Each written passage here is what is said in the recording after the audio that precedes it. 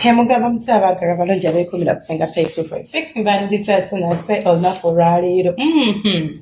Olunaku olwaleero tugenda kwogera ku ngeri gy'osobola okufuukamu kabaka w'okuzinimana oba engeri gy'osobola okufuukamu omukyala oba kiyita okufuuka godesi mu buliri n'ofuuka omukyala awuuma oba omukyala awoomesa omukira gw'omusajja. Ekisookera ddala oba oyagala okufuuka kabaka mu kuzinimana oba oyagala okufuuka omukugu mu kuzinimana olina okutegeera ebintu bino bisatu byokka nga bwe ngenda okuba nga mbikumenyera. Oyina okumanya nti nno okutuusa omuntu ku ntikko oba okutuusa omukyala ku ntikko yadde omusajja okufuna essanyu ly'omu buliri. It's not about amazzi g'ofulumya. That is not the only thing kye tufokasingako. Okubeera ng'omuntu ogenda kubeera ng'omutuusaayo eyo ku ntikko olina okubeera ng'omanyi okutiizinga. Teasing is like omuntu n'embeera playful naawe andi ng'omanyi engeri y'okukwata ku mubiri gwe. Waliwo engeri gye tukwatamu omubiri gw'omukyala nabagamba tukwata mubiri gwa mukyala ng'oweweta muwewete kaabeere musajja. Njogera ku bantu babiri how to become a better lover mu buliri of course siri kwogera ku muntu omu so buli kyenjogera ki applying ku bantu babiri. Abakazi abasinga mulina weakness y'okubeera nti omusajja waba kuwewete obeerawo nga kiddole. I'm sorry to say that but omuntu yomubeera wabula woba oyagala okufuuka kabaka w'ensonga zino mukwano olina okubeera ng'omanyi engeri y'okutambuza omukono ku musajja oba engeri y'okutambuza engalo zo ku musajja kyekimu ne ku basajja. Olina okubeera nga bw'oba otambuza omukono oba bw'oba ozannyisa emikono gyo ku mubiri gw'omuntu obeera nga amutiizinga. Omanyi ekituufu ekyokukola era omanyi oba kikola era omanyi n'engeri y'okumutuusayo eri ku ntikko naye tolwashinga. Waliwo abantu ng'amanyi ekyokukola naye ng'agenda kujja akwateko dakiika 2 ate nenkwatako jakutteko tekyamula ayingidde ayagala akoone wanaakone wali kubanga amanyi ekyokukola. Yes, I know you know but take your time. Tewali kikupa kusanga ogamba nti muli kuwezi nakakweki muli mu nsonga za kisenge budde muyina bwakiro tewali agenda kujja kubasumbuwa. So oba oyagala okufuuka kabona omukyala gwagenda okubeera nga buli ssaawa aloboozaako era nga bw'omukubira nti munnange Jane leero gyendeeka kanzi gyensula eyo nga yakwesooka nga tonaba namugamba nti munnange jamompeeko ng'agikuleeteranga bweri agikuleetera buleeteze ekusangawo ku buliri ekusanga mu nnyumba teweekooya tomala kwegayirira nkolera ebintu bino bisatu. Ekisooka mbagambe yiga engeri y'okukwata ku mubiri gw'omukyala. Omubiri gw'omukyala katugamba oli muntu ayagala okusuna ennanga oba kangamba oli muntu ayagala okukuba gita kangamba oli muntu anyumira any instrument akuba eŋŋoma zino ze tuyita bazita bandi ng'okuba eŋŋoma. The way you do it oba engeri gy'okuba eŋŋoma eyo tebagikubisa fujjo kubanga ogijjamu amaloboozi tomala gakuba papapapapa. There is how you have to kukuba obuntu obwo n'obeera ng'ojjamu amaloboozi g'oyagala. N'omubiri gw'omukyala gutwale ng'omuntu asuna gita nti enkuba zino bw'aba azisuna tatagala butagazi wabula azisuna n'obwegendereza. Kati n'omubiri gwa bbaawo oba ogwa mukazi wo buli bw'oba ng'omuyisaako engalo zino zitwale nga asuna ennanga. Ate n'ekirala tebwesibako kifu.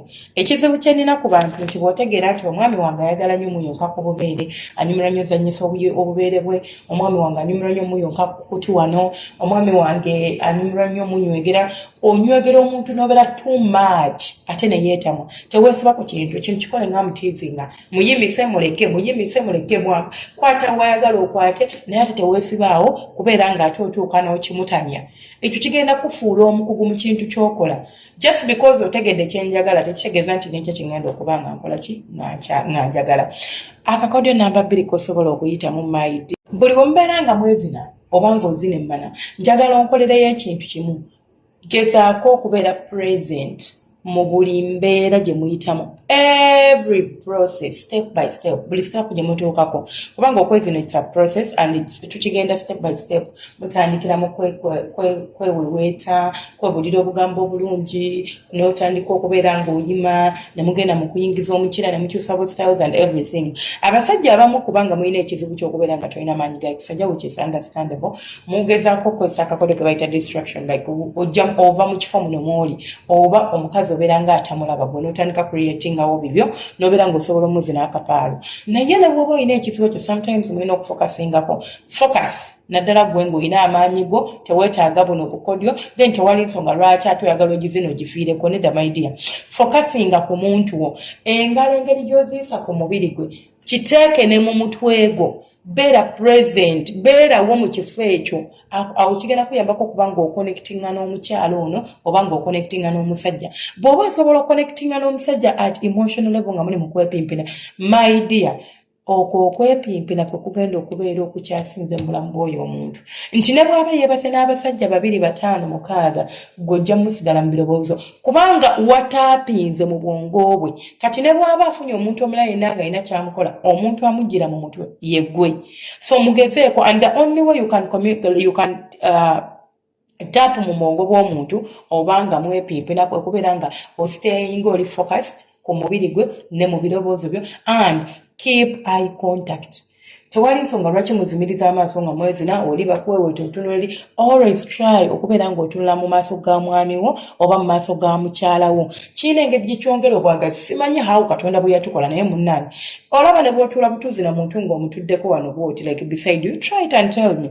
Ngenda ne mbagamba ebintu byange. N'omutunuulira batenkaliriza ng'omwagala. N'omutunuulira ogenda okulaba ng'otandise okuva mu mbeera nga tobitegeera. Ng'embeera etandise okusajjuka. So osobola okubeera ng'okola ekintu ekyo mu ngeri eyo. Ojja kulaba nti omuntu otandise okumuyoyo, otandise okumwagala, otandise okubeera nga oh my God. Kasita oconnectinga n'omuntu at that level obeera okimaze. Akakodyo akookusatu ke tugenda okusimbya. Nga sinabagenda mu kakodyo akookusatu, njagala kwongerako ku nsonga y'okubeera nti obeera present mu kwepimpina kwammwe oba obeerawo nga mwepimpina nga si nti ebirowoozo bitambuza. Ekisookera ddala abantu abasinga mulowooza nti okwepimpina bukodyo bw'olina ofokasingako, then kubeera ng'omuntu omanye engeri y'okikolamu. Yes, obukodyo tubwetaaga nnyo nga gye nkomeza, but togenda kuzina muntu nga toliiwo. Ogenda muzina kituufu anyumirwe, but togenda kumulekako kano k'olina okumulekamu. Omuntu gw'ozina n'asigalamu akantu ng'agamba bannange ne bw'aba atudde bw'ati n'ayima alowooza Saamu. Omusajja nga omukirabula egwereega alowooza Saara nga bannange omwana oyo. Bannange oli mwana muwala ayina ebintu bye yakola nga mu butuufu tewali bye wamukola biri awo. But oyina engeri gye wataapinga mu bwongo obwe nga mwezina oba buli omuba nga mwezina. Oyina engeri gy'omukwatamu. Ate abasajja kati mu abakyala mbabuulira kino, abasajja abasinga mukikirize mu kigaana abakazi tebafaayo nnyo nga muli mu nsonga z'okwegatta. We do not reciprocate what you guys do. Like tetuzza muliro. Omuweeweeta ali awo yetakuweeweeta, n'omuyitako yetakufaako. Kwagamba bw'ofuna omukazi nga she's present in the act, omukazi ng'olaba nti akola ekyo kyennyini ky'okola, like alinga akuddiza sigino gy'omuwajazza, bannange omukyalo oyo akulekamu akantu.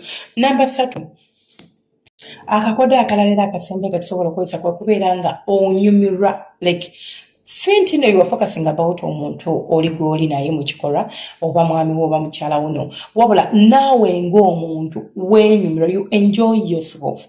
Onyumirwa ebintu ebikolako, weenyumira by'okola. Omanyi sometimes abantu abamu abasinga mba mwezina, you just follow the flow, like kyebaleeta kyogenda nakyo, kyebaleeta kyobuukira. Try to create the flow. Gwe naawe tandikawo ekikyo omuntu kyasobola linda ate kano kabadde kati creating a moment. You don't just sit there and only do omusajja buli kimu n'akikola. You don't just sit there. Oluusi mbagamba sometimes abasajja muleka abakazi baba dominating, but I don't mean that muleka abeere nga yafuga yakuvuga gwe kyaleeta ogamba tugende nekyo yes musobola ogenda nekyo, but okyasobola okyusa direction. Nyumirwa okubeera nga bakuweeweeta, nyumirwa engalo zino nga ziri ku mubiri gwo, nyumirwa buli kimu. Omukazi waba akuweeweeta oba akununa bbeere oba akuyisako ngalo bakuyisako olulimi oba nyumirwa moment eyo, nyumirwa like nga you are not just there wabula ng'onyumirwa. Bannange ogenda kufuuka better lover. Mwabanoonya okuzina emmana simanya nti simanya senga okuzina emmana, it's not something like we go by menu. No, ekyo nakyo njagala nkibagambe mu kitegereero. It's not like nti genda katikola booti bw'onjogera ekyo sometimes lwaki obisomesa. What I teach inkuwa just gwe idea nowe creatingiramu. Tosobola kwatanga bwe mbisomeseza n'ogamba nti yagambye bw'ati n'agamba bw'ati mukigenda kufuula omukugu mu kyokola. Nedda, jamu rebuild from what I've told you. Gwokolemu ekikyo kyekigenda okufuula kafulu ategeera ensonga z'okwepimpina, oba kafulu oyo atendebwa bbaawe n'agamba bannange ntabadde naye sisinkanangako muwala nga Jane, nze Jane bannange. Ekyo kyekigenda okubeera nga kikufuula omukugu mu nsonga z'okwepimpina. Mwebale kubeerako, mwebale kuwuliriza. I really appreciate mumpa akadde kammwe ne mubeera nga muwuliriza nga mulaba. Baagala nnyo bantu bange, Omukama abankuumire ate era abanjagalire bye munjagala, abanjagalire nga bwe munjagala. Mwebale kusharinga basharinga, mwebale kulikinga. Tulina app yaffe eri ku Play Store abagiyita Senga Faith 256. You can go there and download it. Tulina page yaffe eri ku TikTok bagiyita Senga Faith 256, naye osobola ogendayo n'otufollowinga. Tulina ne tukola lives zaffe. Tukola lives zaffe ekiro ssaawa 2 oba 3 eze Uganda tubeera live, tuba tusoma n'okuddamu ebibuuzo byammwe.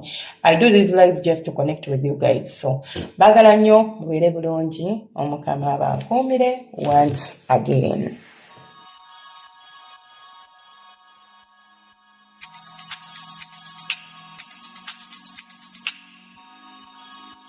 Yeah.